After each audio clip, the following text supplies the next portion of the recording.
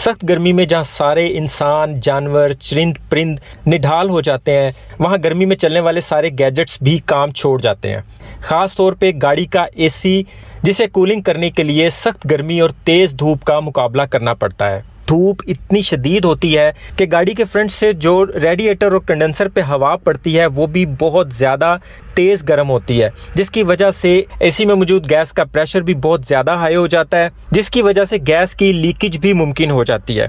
इसकी सर्विस की ऑलरेडी एक वीडियो मेरे चैनल पर मौजूद है, आप लोगों ने उसे बहुत अप्रिशिएट किया और बहुत से लोगों ने उससे फ़ायदा भी उठाया। लेकिन आज की वीडियो में हम जो काम करने वाले हैं वो उससे भी 4 गुना ज़्यादा फ़ायदेमंद साबित होने वाला है। आमतौर पे हमारी गाड़ी का एसी जब भी कूलिंग नहीं करता या कम करता है तो हम सबसे पहले इसका बोनट खोलते हैं, इसके रेडिएटर पे पानी लगाते हैं ताकि गाड़ी थोड़ी सी सुकून में आ जाए और एसी काम करने लगे। आज की वीडियो में हम इन सारी चीज़ों से निपटने के लिए, इन सारी चीज़ों के हल के लिए एक ऐसा सिस्टम लेकर आए हैं कि गर्मी 50 डिग्री से भी ऊपर चली जाएगी तो भी आपकी गाड़ी का एसी एकदम चिल काम करेगा, गाड़ी का इंजन का जोर नहीं लगेगा, फ्यूल एफिशिएंसी नहीं कम होगी। अस्सलाम वालेकुम फ्रेंड्स, मैं हूं शहजाद मुगल और आप देख रहे हैं टेक्नोलॉजी यूट्यूब चैनल। गाड़ी कोई भी हो, हम उसका बोनट खोल के उसके रेडिएटर के पास आ जाएंगे। बहुत सी गाड़ियों में इसके ऊपर ये शील्ड नहीं होती तो रेडिएटर नज़र आ रहा होता है, जबकि बड़ी गाड़ियों के अंदर रेडिएटर और कंडेंसर के ऊपर इस तरह की शील्ड दी गई होती है, तो ये भी बड़े आराम से उतर आती है। इनके ऊपर इस तरह से क्लिप लगे होते हैं, तो हम इन क्लिप्स को किसी फ्लैट पेचकस की मदद से बाहर निकाल लेंगे और इसके ये ऊपर वाले कवर को अलग कर लेंगे। डैशबोर्ड के बिल्कुल नीचे यहाँ पे इसकी एक फ़िटिंग होती है, इस फिटिंग को हम यहाँ से उतार लेंगे। उसके बाद फ्रेंड्स हम इस तरह का एक अदद पाइप लेंगे। इस काम में जो जो चीज़ यूज़ होगी वो सारी चीज़ें आपको हमसे मिल जाएंगी। फ़िलहाल हम ये वाला 6 mm का पाइप यहाँ पे यूज़ करने वाले हैं, तो इसे हम इंजन वाले एरिए से क्रॉस करवा के अंदर की तरफ डैशबोर्ड वाले एरिया में लेके जाएंगे। मुख्तलिफ़ गाड़ियों में मुख्तलिफ़ जगह से ये अंदर जा सकता है, तो हमारी गाड़ी में एम्पलीफायर की वायर ऑलरेडी अंदर जा रही है, तो हम इसी वायर को फॉलो करते हुए इसके साथ साथ ही इस पाइप को भी अंदर की तरफ ले जाएंगे।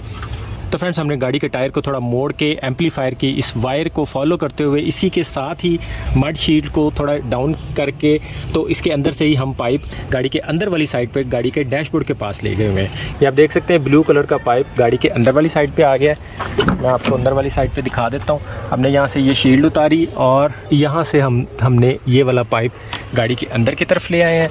ये हमने शील्ड यहाँ से उतारनी पड़ी हमें, और ये कोई इतना मुश्किल काम नहीं होता, ये क्लिप्स के साथ लगी होती है, जैसे उतरी है वैसे ही ये दोबारा लग जाएगी। और बोनट के अंदर हम वायर को इसी तरह यहाँ से लाते हुए ये इस तरह हमने इसकी वायरिंग कर दी। यहाँ से भी हम इसके पीछे की तरफ से निकाल लाए हैं ताकि ये बैटरी वगैरह के साथ टच नहीं हो। पीछे की तरफ से निकालते हुए हमने ग्रिल के साथ एक इसके इस जगह पे टाई लगा दी है, और इसी तरह हम इसको यहाँ पे ये पाइप का एज ले आए यहाँ तक। ये गाड़ी का रेडिएटर है और ये एसी का कंडेंसर है। हमारे इस पाइप का एक एज बोनट के साथ हमने लगा दिया कंडेंसर के आगे, दूसरे एज को हम अब इस पंप के साथ अटैच करेंगे। और यहाँ किस तरह अटैच करेंगे, इसके लिए हम ये 12 mm का पाइप यूज़ करेंगे, उसके साथ ये रिड्यूसर यूज़ करेंगे और ये एक अदद क्लम्प यूज़ करेंगे।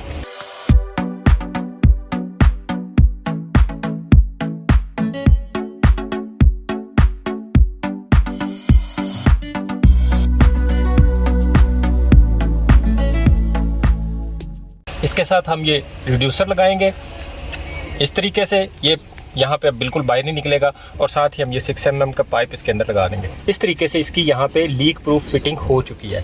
अब सेम इसी तरह की फिटिंग हम दूसरी साइड पे भी करेंगे। ये हमने दोनों साइड पे एक जैसी फिटिंग कर लिया है। दोनों साइड पे हम 6 mm का पाइप ही लगाने वाले हैं। ये इसका इनलेट है, यहाँ से इसका आउटलेट है, इसके ऊपर एरो का निशान भी बना होता है। इसकी वायर्स के आगे हमने फीमेल स्विच भी लगा दिया है। इसे हम किस तरह चलाएंगे वो भी अभी देख लेते हैं। तो फ्रेंड्स इस पाइप के आगे हम एक अदद टी लगा देंगे। ये भी चाइना फिटिंग है, लीक प्रूफ है, और इसके आगे हम ये एक अदद नोज़ल लगाएंगे। इस नोज़ल का हम बिल्कुल मिनिमम साइज़ लगाएंगे, ये बिल्कुल माइनर सा स्प्रे देगी। इसको बिल्कुल हम ऐसे पुश करेंगे और ये इसके साथ लग जाएगी, और इसके साथ हम आगे फिर थोड़ा पाइप अटैच करेंगे, सेम वही 6 mm वाला पाइप अटैच करके यहाँ से हम इसे काट देते हैं। और इस जगह पे हम टी की जगह पे एल्बो का यूज़ करेंगे। इसे भी हम इस एक साइड पे इसकी नोज़ल लगा देते हैं और दूसरी साइड पे ये पाइप लगा देंगे। दोबारा हम इसको खींचने पे ये नहीं उतरेगा। अगर इसे वापस निकालना हो, उतारना हो, तो इसका ये ब्लू रिंग को हम पुश करेंगे अंदर की तरफ, तो ये पाइप बाहर आ जाएगा, और छोड़ेंगे तो फिर दोबारा लगाएंगे तो ये दोबारा फिट हो जाएगा। इसे हम इस जगह पे सेट करने वाले हैं और यहाँ पे हम इसे एक अदद टाई लगा देते हैं। अब हम इसको वर्क कैसे करवाएंगे वो हम गाड़ी के अंदर जाके देखते हैं। गाड़ी के अंदर वूफर ट्यूब पड़ी हुई है, तो यहाँ से हम ये निकाल देंगे, क्योंकि म्यूज़िक के बगैर बर्दाश्त हो सकता है लेकिन गर्मी बर्दाश्त नहीं हो सकती। तो हम म्यूज़िक की कुर्बानी देने लगे हैं। डिग्गी में से ये पाइप निकाल दिया हमने, सीट के नीचे से निकालते हुए गाड़ी के अंदर ले आए हैं। अब यहाँ पे इसकी ये साइड वाली फिटिंग होती है, इसके साइड से हम थोड़ा थोड़ा इस तरह नीचे दबाते दबाते इसको अगली सीट के पास ले जाएंगे। इसको वापस लगा लेंगे। ये पाइप हमारे बोनट में से आया हुआ है, ये पंप के साथ लग गया। अब ये पाइप जो हम कार की डिग्गी में से लेके आए हैं, अब हम ये इसके साथ जस्ट पुश करेंगे तो ये भी लग जाएगा। फिटिंग मुकम्मल हो गई है। इसे हम मज़ीद भी इसके मैट के नीचे छुपा लेते हैं, या मैट के नीचे पंप को भी रख लेंगे। फ्रेंड्स, हम इसमें एक अदद ये वाला इस तरह का कैन यूज़ कर रहे हैं। ये 20 लीटर का कैन है।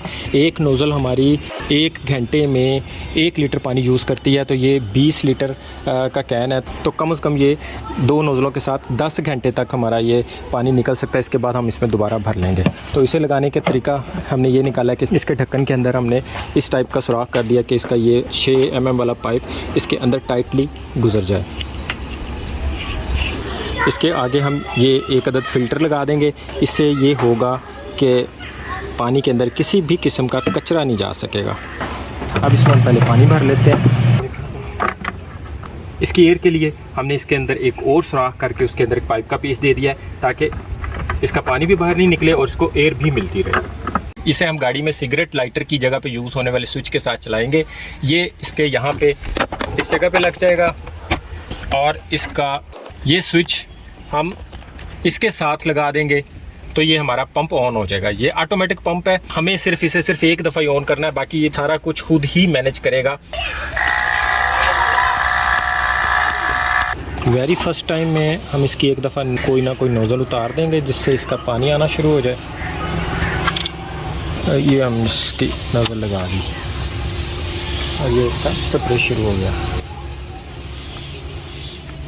तो फ्रेंड्स, अब ये जो चीज़ हमने कर दी हुई है, अब आपको गाड़ी के आगे पानी मारने की ज़रूरत नहीं पड़ेगी।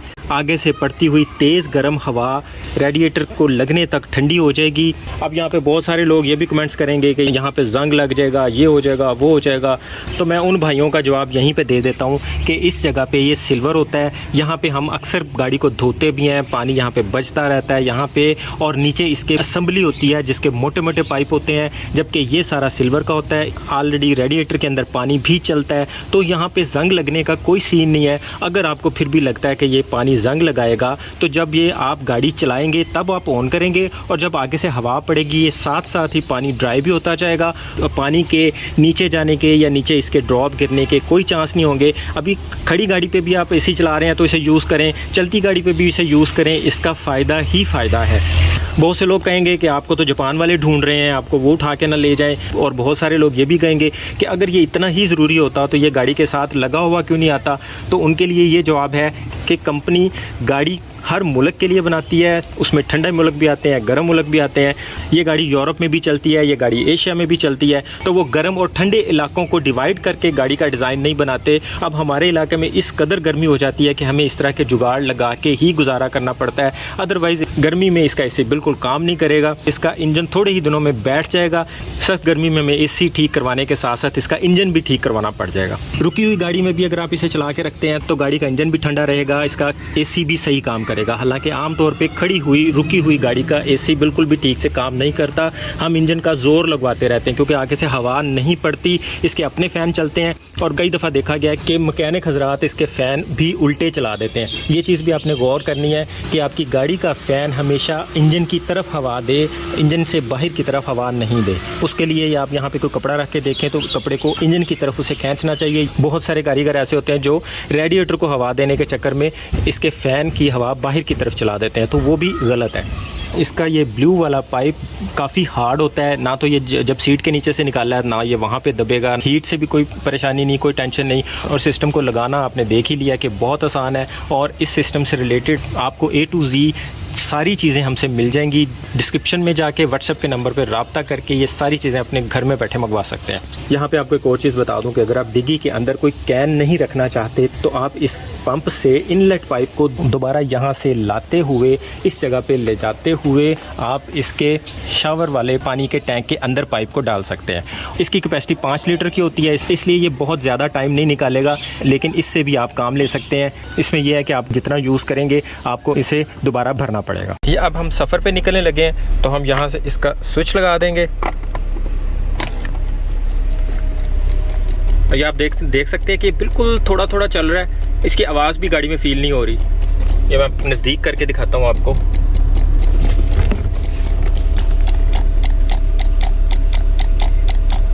ये बिल्कुल इतना सा चलेगा क्योंकि इसके साथ सिर्फ 2 नोज़लें लगी हुई हैं, और अगर ये कंटिन्यू चलने लग जाए तो समझ लें कि पानी ख़त्म हो गया हुआ है, तो यानी पानी का अलार्म भी हो जाएगा। और अगर ये इस तरह चलने लग जाए तो समझ लें कि 100% हमारी नोज़लें काम कर रही हैं और गाड़ी में बिल्कुल पता भी नहीं चल रहा कि हमने इस तरह का कोई काम किया भी हुआ है। और जिन लोगों की गाड़ी का इंजन कमज़ोर है, ये उन लोगों के लिए भी बहुत फ़ायदेमंद होने वाला है। इससे पहले मैंने गाड़ी के एयर फ़िल्टर के बारे में एक वीडियो दी थी कि आपको एयर फ़िल्टर कभी ज़िंदगी में चेंज करने की ज़रूरत नहीं पड़ेगी। तो बहुत लोगों ने क्रिटिसाइज़ किया था कि मेरे उस तरीके से इंजन की एयर इनटेक कम हो जाएगी। तो उन हज़रात को इंजन के सिस्टम का पता ही नहीं है, उन्हें इस बात का अंदाज़ा ही नहीं है कि इंजन की सकिंग पावर कितनी होती है। अगर वो इंजन की थ्रॉटल बॉडी के इस हिस्से में हाथ रखते हैं तो इंजन उनका पूरा हाथ उसके अंदर खींच सकता है। तो अगर हवा फ़िल्टर के इस गत्ते में से निकल सकती है जिसके अंदर आप फूंक मारे तो दूसरी साइड पर फूंक नहीं आती, तो मेरे लगाए हुए उस फ़िल्टर से भी एयर गुजर सकती है।